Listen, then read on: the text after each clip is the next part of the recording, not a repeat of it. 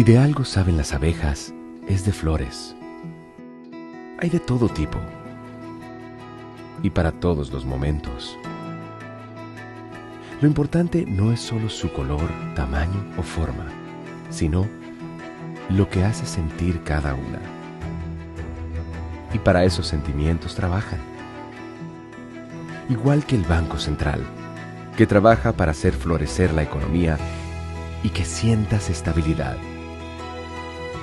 Para ese sentimiento de tranquilidad, para ese sentimiento de crecimiento y desarrollo, para que la primavera llegue a todos los sectores y los planes de muchos den grandes frutos. Banco Central de la República Dominicana, 75 años trabajando por una estabilidad que se siente.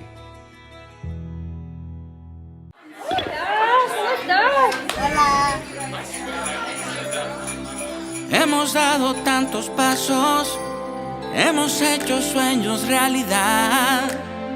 En cada esquina de esta tierra vemos toda la felicidad. Oh, oh, oh. Los dominicanos siempre le damos para allá. Equipo que no se rinde, gente buena que da más. En Banreservas ponemos el corazón para que brille la alegría navideña. Comprometidos en todo momento y ocasión en ser el banco de todos los dominicanos.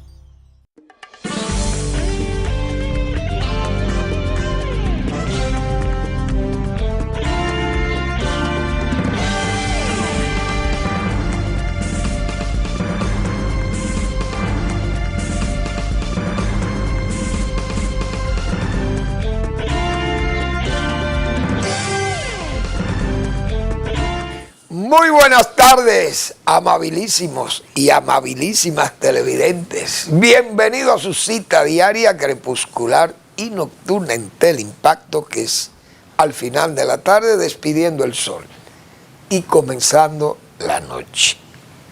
Ponga su caridad en buenas manos. Apoye el Patronato de Lucha contra el Cáncer de Villa González Incorporado. Genuina institución de apoyo al prójimo más carenciado. Gente muy humilde, humildísima, afectado por una enfermedad catastrófica como es el cáncer. Costosísima. Hay que apoyar esas instituciones que cuidan de esas familias muy humildes que no tienen los recursos para hacerle frente a una enfermedad como esta. 809-443-8010. El Hogar Escuela Santo Domingo Sabio, otra institución que la regentan los salesianos de la Iglesia Católica, gente comprometida con la formación de jóvenes que están en alto riesgo, que pueden ser víctimas de la delincuencia. Y esta gente los convierte en verdaderos y útiles ciudadanos. Avenida Independencia, casi esquina General Gregorio Luperón, aquí en Santo Domingo. Bueno, la parte económica está activa. Primero, hay que ver cómo las autoridades nacionales que tienen que ver con las políticas monetarias y esa política económica, que se toman medidas con tiempo. Eso se llama previsión. Previsión es civilización, se ha dicho. El Banco Central hace unos días bajó su tasa de política monetaria. Y cuando el banco baja su tasa de política monetaria, sabe cómo anda la situación internacional. Y si baja allí, en Estados Unidos, también se prevé que va a bajar aquí también. Y entonces, el banco tomó su decisión. Hoy, la FED, que es la Reserva Federal de Estados Unidos, ha bajado 0.25. Es decir, ahora queda en 4.25 a 4.50, fluctuando ahí esa tasa de política monetaria en los Estados Unidos. Eso está muy bien. Ellos tienen una proyección de inflación a un 2%. Estados Unidos, la economía crece. Más de 2% ha crecido Estados Unidos, es decir que su economía no anda mal, anda bien, y si están bajando las tasas es para darle más flexibilidad al crédito y todo eso. Y ese es un país que si le prestan, coge cuarto y lo gasta y lo invierte y lo ponen a producir, porque eso es lo que tiene Estados Unidos, que es una economía de avanzada. Y siempre mucha investigación y nuevas tecnologías y en todos los renglones de la actividad económica. Estados Unidos está, como se dice, a la cabeza de todo. Esa es la pura verdad. Entonces, bueno, también localmente la CEPAL ha hecho elogio a la economía nacional, cosa que está muy bien y que está bajo la realidad, o sea, la lupa. Usted pone la lupa a la economía y eso, así es que andan los números. Dice CEPAL que es una de las economías de más auge en América Latina, la economía dominicana, mientras la economía de la región crecerá entre 2.2 y 2.4. La nuestra crecerá 5.2, 4.6 para el 2025, prevén. Puede ser que termine en 5 también. El manejo económico aquí ha sido impecable, esa es la pura verdad. El mal manejo lo tiene de la hacienda pública, la mano pública, la mano del Ejecutivo, del Poder Ejecutivo. Con la hacienda pública es el problema, porque ese déficit no lo crea ni la economía ni lo crea el Banco Central, el déficit fiscal. El déficit lo crea el gasto. Ese gasto excesivo, un estado elefantiásico, no hay austeridad, el dinero es para echarlo, como se dice, a la calle, y nóminas supernumerarias, gastos que son, bueno, gastos manicomiales, hemos dicho nosotros. Entonces, ¿qué se espera? Que haya un buen desempeño económico. Sin embargo, la hacienda pública termine casi defenestrada, como se dice, o expirante, porque que usted no puede. Eso es como si usted fuera un heredero de una fortuna que hizo su padre. Usted la hereda. Bueno, la fortuna está ahí. El mérito de su padre hacer esa fortuna es como cuando usted tiene el mérito de que la economía esté bien. Ahora, si el que va a administrar esa fortuna lo que tiene es una conducta manirrota de gastos, sin control, no hay austeridad, usted va a llevar esa fortuna, se va a acabar y va a entrar entonces en problemas. Y los gobiernos tienen un mecanismo de cobro que se llaman los impuestos. Y fíjense que el director de Impuesto Interno ha dicho que este año se va a recaudar más que lo que se vea presupuestado, 840 mil millones de pesos. Oigan qué suma de dinero.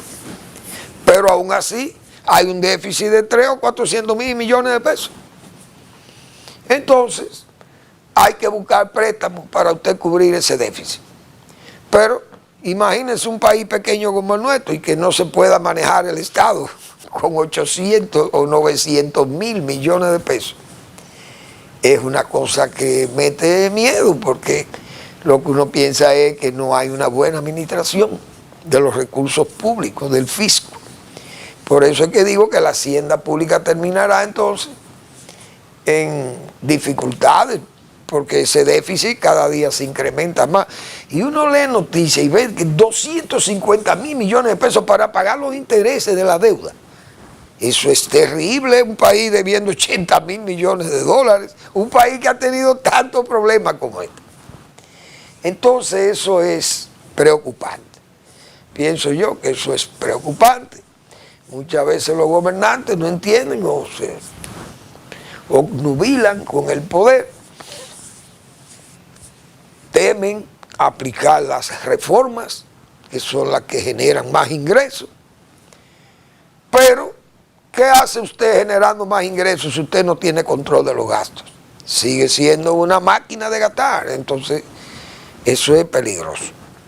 Definitivamente que es muy peligroso para un país pequeño como la República Dominicana y que además vive de factores externos. Porque si el turismo se cae, o si la remesa se cae, o si la inversión extranjera no decide venir aquí, o el negocio para la zona franca se pone malo, entonces esas cosas van a incidir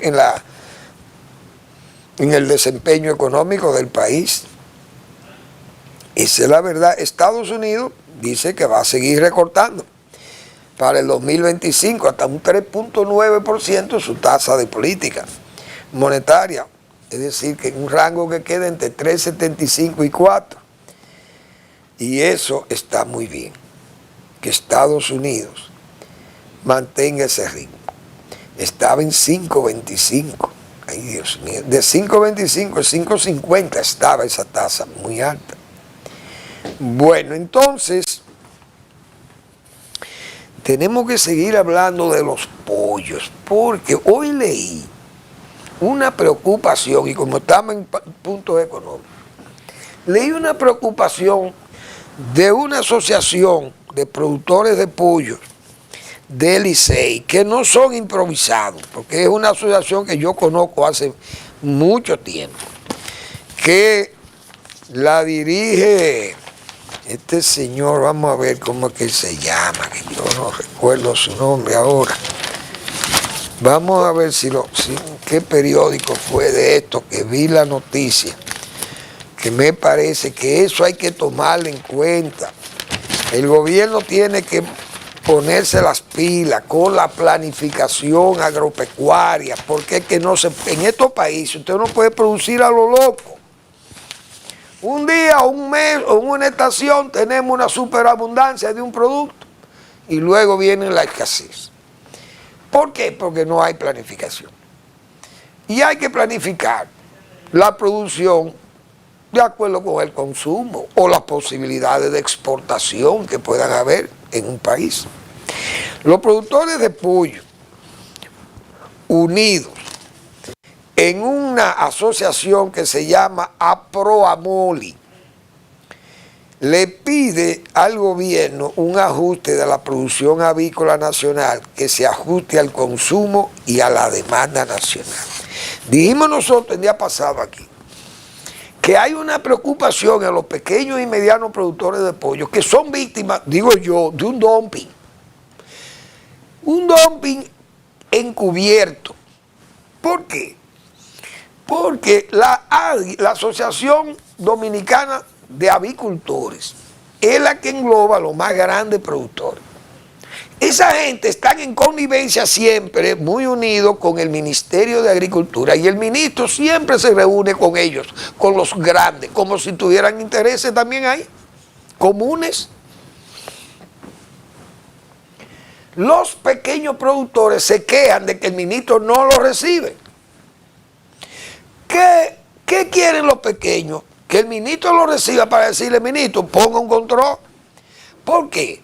Porque si el país, la demanda casi, no voy a decir histórica, pero la demanda que se ha asumido como ya una demanda lógica para el país, es que se produzcan 20 millones de pollos de 4 libras cada uno, es decir, 80 millones de libras. Y hace 7, 8, 10 años eran 64 millones de libras. Es decir, si en 8 años ha crecido 80 millones de libras, porque hay más turistas, viene más gente aquí, más haitianos, están aquí, qué sé yo. Entonces, es lógico que 20 millones, si eran 16 millones lo que se producían o 17, que hayan 20 millones, pues está bien. Para las Pascuas podían subir un poco más porque la demanda de pollo, y más ahora que el cerdo está muy caro también, la demanda de pollo se incrementa en diciembre. Pero si usted de 22 o de 20 o 21 millones de pollo, usted lo sube a 25, usted está buscando con eso que muchos pequeños productores se vayan a la quiebra, porque eso deprime los precios. Los grandes que están en ADA pueden aguantar, como se dice, perder, pero los pequeños no aguantan perder. Y eso es una práctica que se conoce como dumping, es una práctica dañina. Es decir, estos pequeños productores lo que están pidiendo es, señores, va a las autoridades que son las que tienen que velar por la planificación de esa producción de pollo. Miren, tenemos que hablar, sentarnos a hablar pequeños y grandes, para que los grandes no quieran, como dicen, aplastar a los pequeños productores. Entonces, hay que planificar la producción. Miren, en vez de 25 millones de pollos, 100 millones de libras, vamos a producir 80 millones de libras, que es la demanda.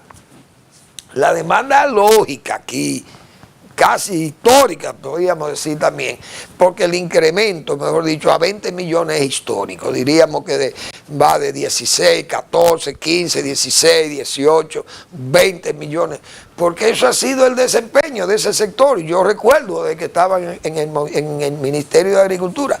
¿Y cuántas reuniones, señores, se hacían en el Ministerio de Agricultura entre pequeños y medianos productores de pollo? Eso eran centenares de reuniones, yo creo mensuales, que se hacían en agricultura. Continuamente había que estar reuniendo con productores de pollos y productores de huevos, porque son dos renglones muy importantes del país.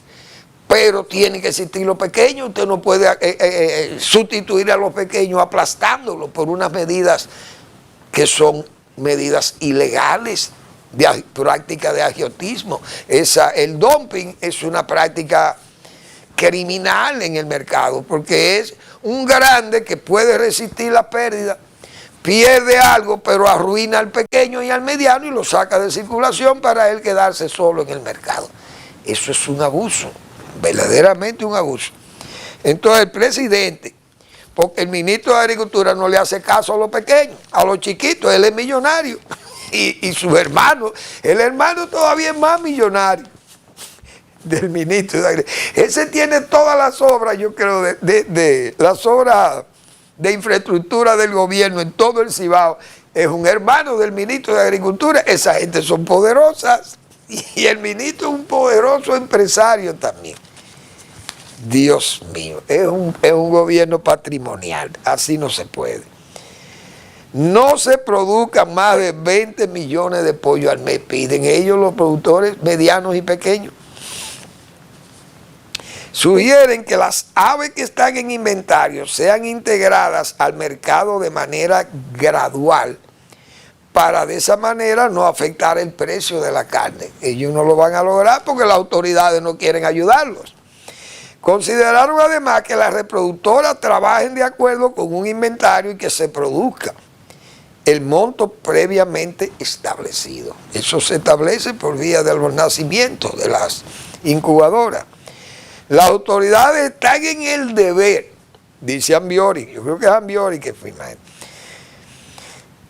de tender el brazo solidario y planificar la producción, manifestó el directivo de Aproamoli, Alfrani Ferreiras. Yo conozco muy bien a Alfrani, y Alfrani está hablando una verdad de apuño con respecto a esa producción de pollo. Nosotros nos hemos referido varias veces a eso, pero es que aquí, ese sector agropecuario, el gobierno no, Luis Abinader no tiene jurisdicción. Yo no sé, ese decreto del arroz, que vamos a tener que hablar de eso. Yo dije que quería leer el decreto del arroz. Ese decreto del arroz, primero el presidente no creo que tuviera todas las informaciones de eso. Se la dan sus funcionarios. Pero a mí me luce que eso salió, todo eso salió de la Junta Agroempresarial Dominicana. ¿Por qué? Porque Omar Benítez conoce todo ese proceso de negociación de Derek Kaplan y todo eso. Esas medidas de salvaguarda que decíamos nosotros ayer, yo realmente no sé, porque lo que había visto era una noticia que salió en el Nacional, pero una noticia así a gruesa, como dice, y no detallaba el decreto. Hoy ya leímos y nos informamos. Las medidas de salvaguarda, esa, repito, sospecho yo, tuvo que ser ideada en la Junta Agroempresarial Dominicana. Están previstas en el Derek Kaplan, pero esas medidas de salvaguarda, que son una especie de medidas de defensa comerciales de los países que firman acuerdos de libre comercio, o que firman acuerdos, o mejor dicho, acuerdos de comercio, pero tienen un carácter temporal. Y yo no sé hasta cuándo, porque no le pusieron horizonte. Y el reglamento dice que hay que ponerle años, o meses, o lo que usted entienda que es necesario para sostener esa medida de salvaguarda temporal. Hay que ver, porque se está celebrando como ese esfuerzo que hace el gobierno por salvar el arroz dominicano, basándose en una ley de seguridad alimentaria, pero una ley que salió al país o se promulgó después de ese acuerdo de libre comercio ser firmado con los Estados Unidos. Ahora, ¿qué va a decir la embajada americana? Porque la embajada americana no ha dicho nada. Hay que ver lo que diga la agregada comercial, no sé, la señora Aguilera, creo que es la que da la cara ahí, porque no hay embajador. ¿Cuál es la posición de los Estados Unidos? Porque cuando uno lee el decreto de esa medida de salvaguarda, en el primer considerando de ese decreto, vamos a ver qué dice ahí. Yo creo que lo tengo por aquí. El decreto 693-24. El primer considerando dice que la Constitución de la República Dominicana en su artículo 54 configura a la seguridad alimentaria dentro de los derechos fundamentales de corte económico y social, estableciendo que el Estado promoverá la investigación y la transferencia de tecnología para la producción de alimentos y materias primas de origen agropecuario, con el propósito de incrementar la productividad y garantizar la seguridad alimentaria. Yo me pregunto, si un país firma, dos países firman un tratado de libre comercio, Estados Unidos y República Dominicana, si República Dominicana no puede cumplir con ese considerando que está ahí, de que usted tiene que el Estado que suplir la tecnología y las facilidades y la calidad y la asistencia técnica y el crédito y todo eso, para usted ser competitivo, el que firme ese contrato con usted no tiene la culpa si usted no aplica eso. Fíjense que siempre nosotros aquí, en ese acuerdo de libre comercio, hemos pedido que para el caso del arroz, que es el más vulnerable de todos esos cultivos, de todos esos productos de origen agropecuario, en vez de salir a buscar esas defensas por tiempo limitado, que nosotros lo que teníamos que hacer para ser competitivos es que se invierta en la tecnología. Y citábamos el caso, por ejemplo, de la nivelación de los suelos, ese caso de ahí de Juma, Bonao, que fue un ejemplo. Hemos hablado de los sistemas de trasplante, de los sistemas de corte, de cosecha, del arroz, de secado. Todas esas cosas son necesarias para poder elevar la productividad, mejora de los caminos, las medidas fitosanitarias, las medidas de buenas prácticas agrícolas, buenas prácticas de cosecha, buenas prácticas de manejo, buenas prácticas de secado, buenas prácticas de pilado. buena práctica hasta de mercadeo. Es decir, son todos esos factores lo que tiene que proveer el Estado para que seamos competitivos en el producto, pero que no tengamos que apelar a estas medidas de salvaguarda que son temporeras. Vamos a seguir, pero vamos a hacer una breve pausa.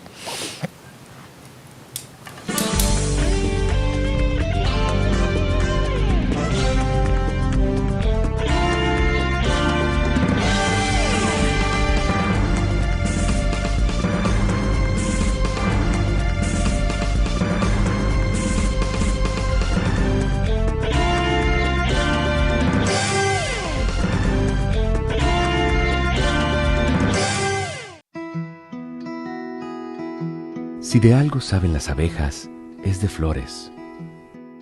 Hay de todo tipo y para todos los momentos. Lo importante no es solo su color, tamaño o forma, sino lo que hace sentir cada una. Y para esos sentimientos trabajan. Igual que el Banco Central, que trabaja para hacer florecer la economía y que sientas estabilidad. Para ese sentimiento de tranquilidad, para ese sentimiento de crecimiento y desarrollo, para que la primavera llegue a todos los sectores y los planes de muchos den grandes frutos. Banco Central de la República Dominicana, 75 años trabajando por una estabilidad que se siente.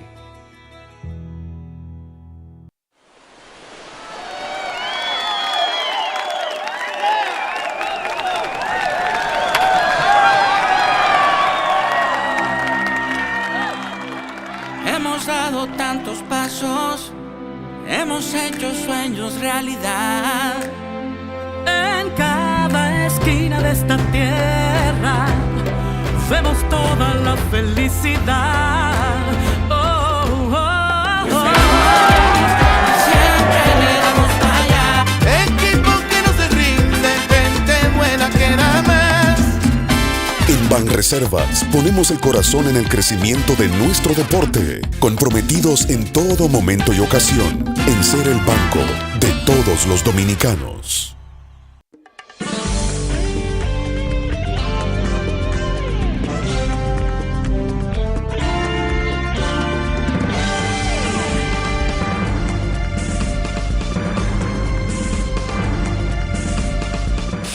Muy bien, esas salvaguardas agrícolas especiales contempladas en el DERECAP, repito, son medidas de defensa comerciales que tienen los países cuando han tenido problemas, por ejemplo, problemas que se vea aquel descalabro que puede traer una sustitución brusca del arroz de producción nacional, puede crear una situación de catastrofismo social, puede llevar a la ruina miles de familias que viven de ese cultivo.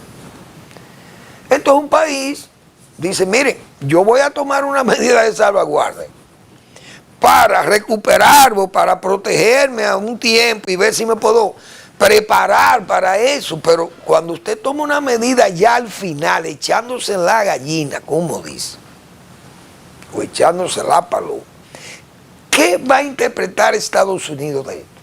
Que es una medida proteccionista, que es una medida para, diríamos, ponerle como dificultades al acuerdo, porque como yo no pude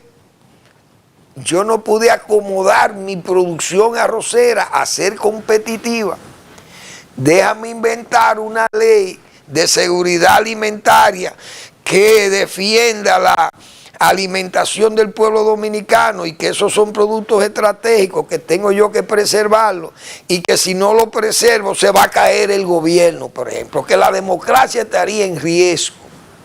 Entonces usted invoca esa medida de salvaguarda, pero repito, es para usted recuperarse. Entonces, Estados Unidos es un país sumamente exigente.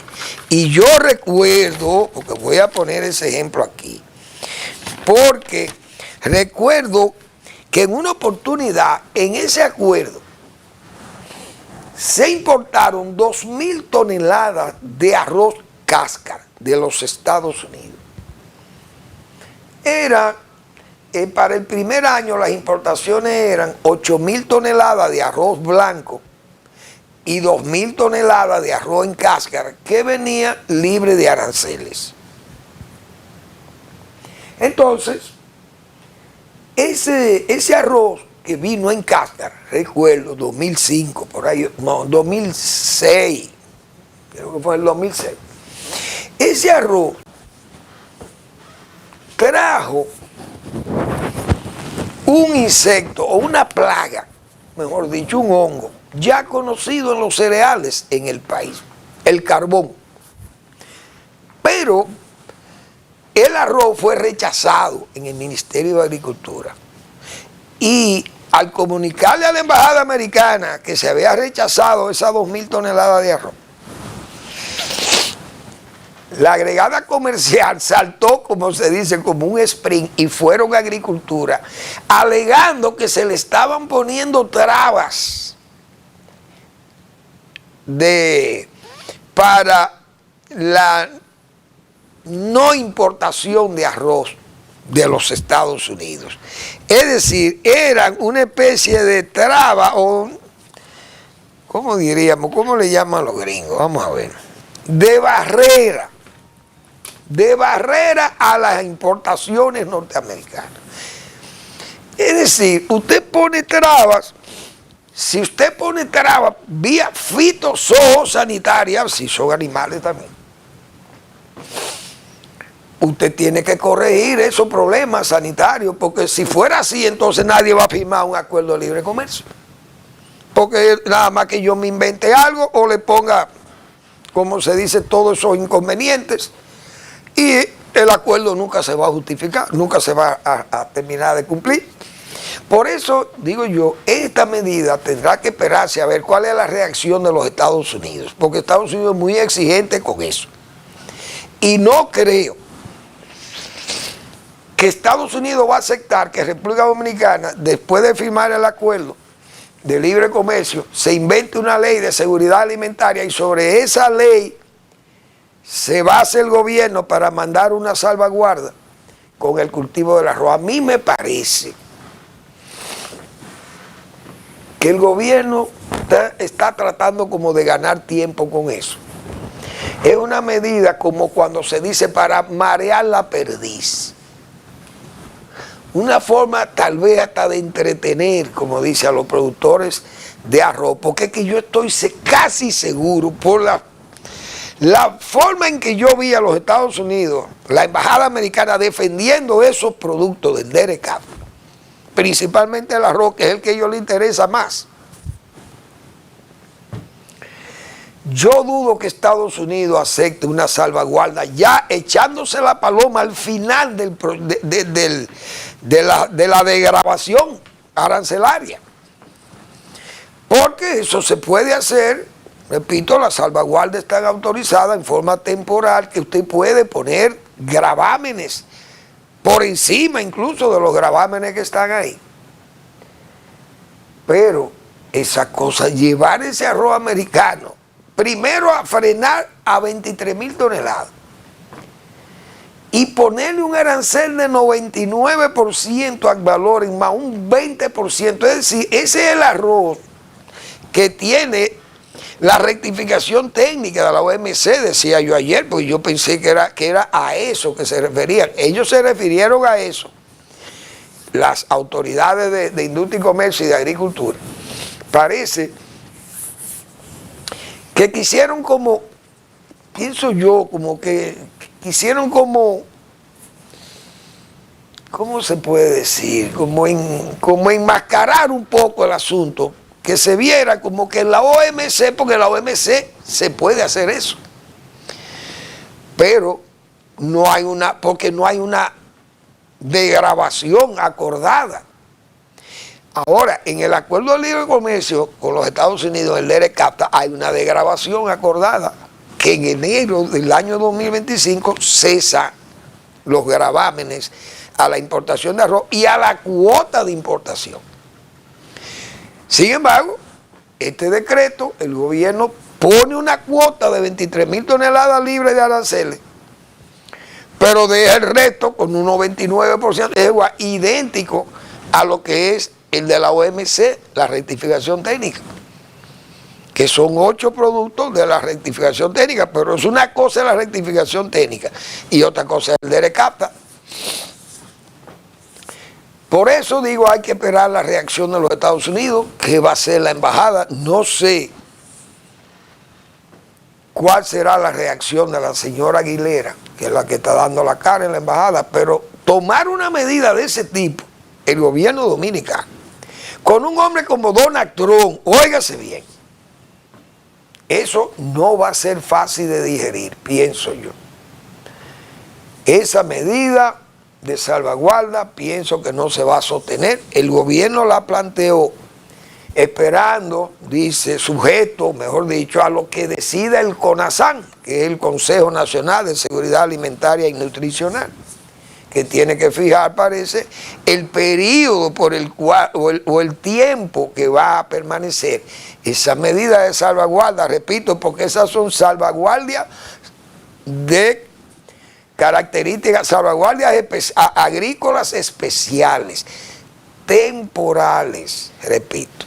Vamos a esperar porque uno no es tampoco economista ni especialista en la materia. Yo simple y llanamente, como uno ve la actitud de esos funcionarios de la embajada norteamericana, y repito, cómo veía allí en agricultura, cómo exigían, cuántas veces se le ponían, se le informaba a ellos de esos problemas. Incluso hubo una oportunidad que Estados Unidos estaba devolviendo alrededor de 600 furgones de productos dominicanos, principalmente de origen agrícola, que eran devueltos de las aduanas norteamericanas. Entonces también nosotros gritábamos y le poníamos advertencia a ellos que por qué eran tan injustos. Pero los americanos, señores, son exigentes con sus productos que le entran allí. La trazabilidad en Estados Unidos, eso es de vitalísima importancia para ellos. Si usted lleva parte por millón más alta que la que exigen ellos, le devuelven sus furgones de piña, sus furgones de aguacate, de plátano, lo que fuere. Frutas, vegetales, todo lo devuelve a Estados Unidos si no se cumple con las normas que ellos establecen. Ellos son muy exigentes. Entonces, ¿qué nos dijeron? No, usted lo que tienen es que fajarse a certificar en finca sus furgones, su problema lo tienen ustedes que resolver allá y evitar que esos problemas lleguen a los Estados Unidos. Ustedes tienen que certificar allá in situ, porque antes ellos daban el servicio de certificación APHIS o ayudaba a los productores nacionales. Pero Estados Unidos retiró ese servicio. Entonces los certificadores tienen que estar in situ, como se dice, para evitar que los productos sean devueltos. Así pasó con los productos, los vegetales orientales, no entraban a los Estados Unidos. ¿Por qué? Porque no cumplían con las normas. Entonces, eso no son necesariamente trabas al comercio, sino exigencias fitosanitarias que hay que cumplirlas. Porque la trazabilidad, la higiene, todo eso, señores, está contemplado. La inocuidad está contemplado en todos esos acuerdos. Yo recuerdo que Estados Unidos incluso se comprometió a ayudar al país a mejorar todo eso, sobre la base de que necesitaba un socio que no fuera tan perjudicado con el acuerdo si no estábamos preparados, porque hay una asimetría entre esas dos economías, que es Estados Unidos y nosotros. Imagínense, vaya a un mercado de República Dominicana y vaya a un mercado norteamericano y usted verá si es verdad que nosotros calificamos para esas exigencias que tienen esos países ya desarrollados, como Estados Unidos, que tiene sus normas y hay que respetarlas. Esa es la pura verdad. Pero vamos a esperar, hay que ver la reacción de los Estados Unidos, si están dispuestos a aceptar esa salvaguarda que ha establecido el gobierno dominicano. Vamos a esperar. Bueno, la Dirección Nacional de Control de Drogas ha tenido éxitos, muchísimos éxitos en la interdicción de drogas, capturándole droga en grandes cantidades al narcotráfico. Y eso es evidente. Siempre nosotros hemos dicho que es raro que no se detenga a los peces gordos, a los grandes receptores de droga aquí, porque es que no es verdad que 9.8 toneladas de droga que se llama cocaína, puede llegar a República Dominicana así por así.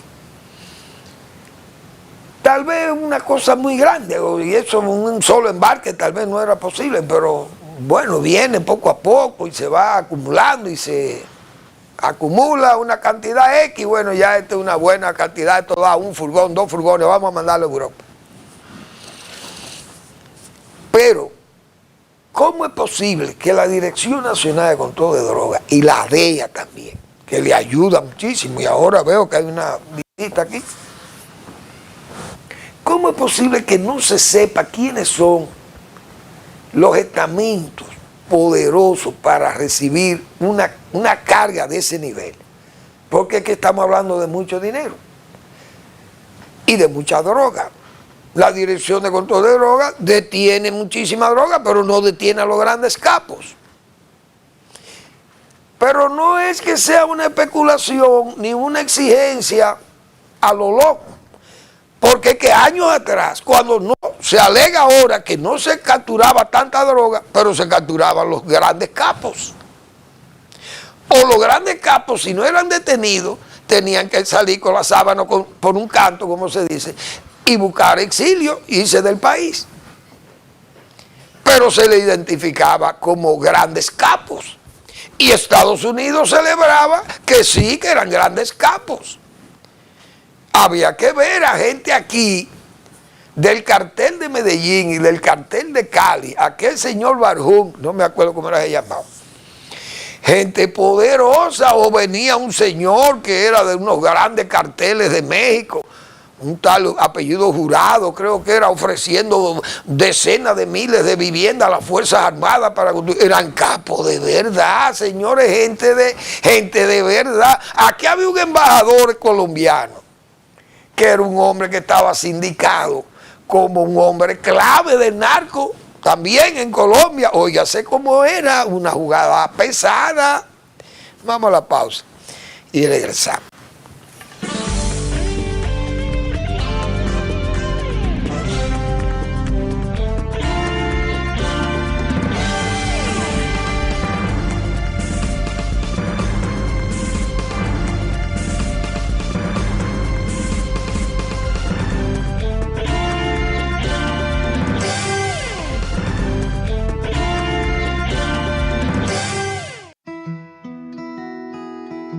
Si de algo saben las abejas, es de flores. Hay de todo tipo y para todos los momentos. Lo importante no es solo su color, tamaño o forma, sino lo que hace sentir cada una. Y para esos sentimientos trabajan. Igual que el Banco Central, que trabaja para hacer florecer la economía y que sientas estabilidad.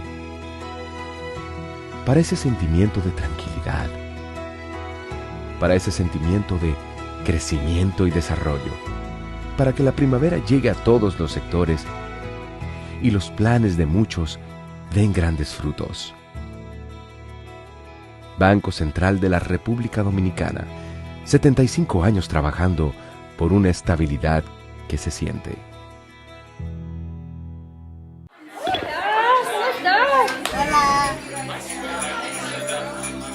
Hemos dado tantos pasos, hemos hecho sueños realidad.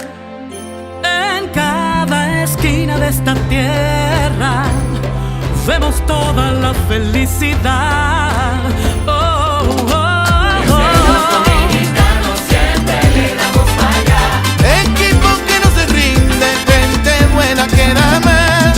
En Banreservas ponemos el corazón para que brille la alegría navideña. Comprometidos en todo momento y ocasión en ser el banco de todos los dominicanos.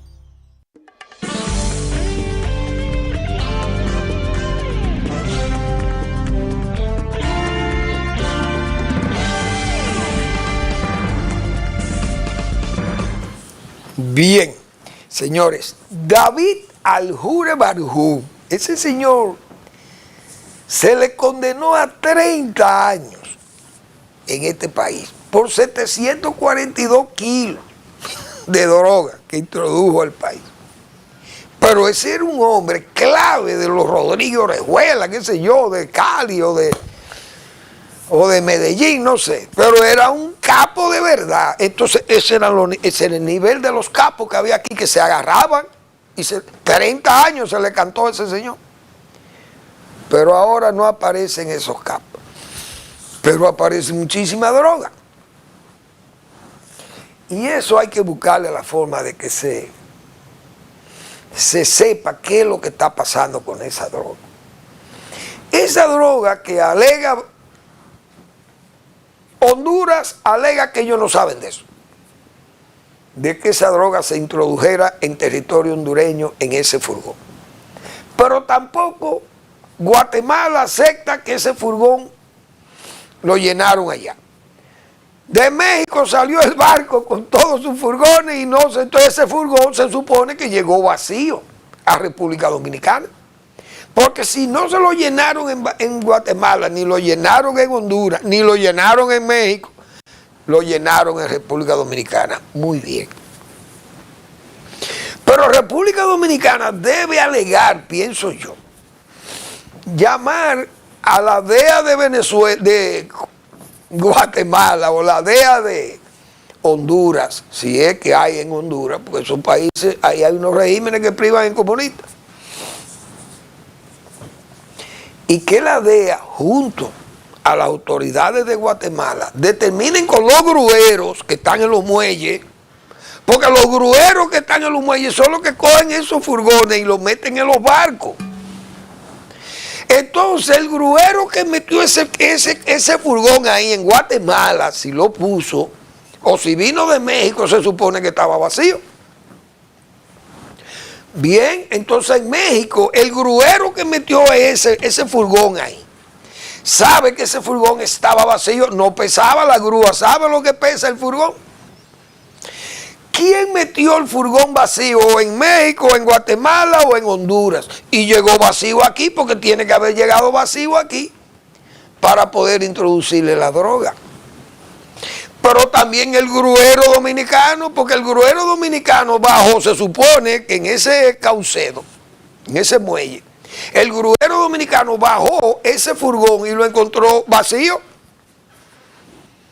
Porque los guatemaltecos no lo llenaron, ni lo llenaron los hondureños, ni los mexicanos. Entonces, si dice que se llenó aquí, si el gruero dominicano dice, no, ese furgón cuando yo lo levanté pesó menos, o no pesaba lo que se dice que tenía ahí, entonces era fácil saber que ese furgón estaba vacío cuando llegó aquí. Ahora, si el furgón llegó pesado y el gruero dominicano lo sabe, o el gruero de Guatemala tenía que saber que ese furgón, o esos furgones, yo no sé cuánto fue que agarraron, tenían el peso que se decía o no. Porque yo creo que esa es la única forma de saber dónde fue que llenaron el bendito furgón. Los grueros saben, porque cuando usted levanta un material pesado, usted sabe que está pesado, que usted no puede coger tan fácil, pero si usted levanta una pluma de esta, levanta eso suave. ¿Y qué pasó ahí? Ese furgón, mire, chequen ese furgón. El gruero es el primero que debe decirle a las autoridades del muelle, mire, o a la droga. Llámeme a la gente de droga, mire a ver ese furgón que dice que vino con una carga que no lleva, que no tiene, pues no pesa. Uy, esas cosas no se pueden saber en muelle, pienso yo. Entonces es muy fácil determinar si se llenó aquí o vino lleno de allá. Por el peso del furgón, repito, en las grúas de Guatemala o las grúas de Honduras y las grúas de aquí, se tiene que saber si el furgón vino pesado o no, si no pesaba, si estaba liviano.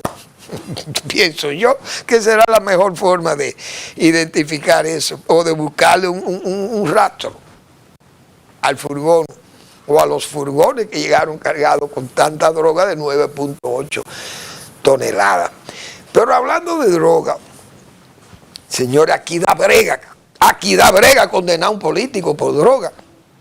Porque la señora diputada, la señora Pilarte, bueno, la Suprema Corte de Justicia, esa señora fue condenada a 5 años de prisión.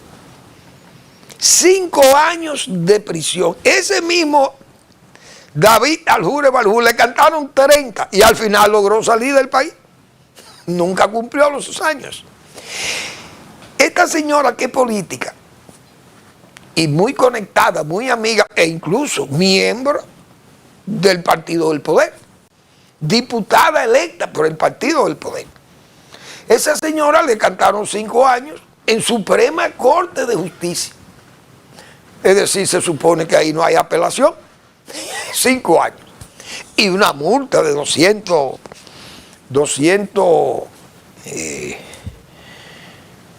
salarios.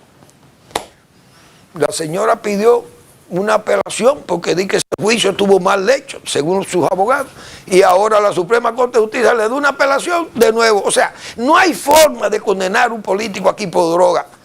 Es difícil en la República Dominicana, y ese es el mejor ejemplo. Esa señora, claro, hay que decir que ella es muy valiente y una mujer muy tesonera, como se dice, una señora que está luchando, ella, y está bien que luche, porque nadie quiere tampoco sufrir una condena. Pero que la Suprema Corte de Justicia dé un fallo y ahora dé una apelación a ese fallo, para que la señora vuelva. Óigame, ¿cuántos casos hay así? Si lo llevan a eso, nadie va a estar preso en este país, piensa uno. Les invito a que lean al doctor Marino Vinicio Castillo, que toda la semana publica su blog La Pregunta. El fenómeno Trump y sus alcances para nuestra causa. Gracias por su atención. Nos vemos mañana en otra entrega de Al Final de la Tarde, despidiendo el sol y comenzando la noche.